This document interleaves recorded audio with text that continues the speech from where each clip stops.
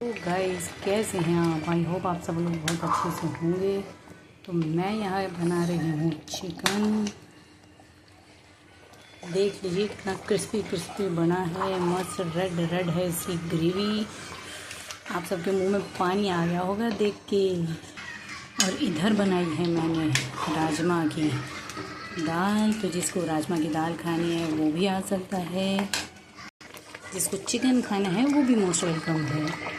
और साथ में मैंने बनाई है ये धनिए की चटनी हरी हरी। तो आप सभी को मोस्ट वेलकम है। Bye bye, Tata.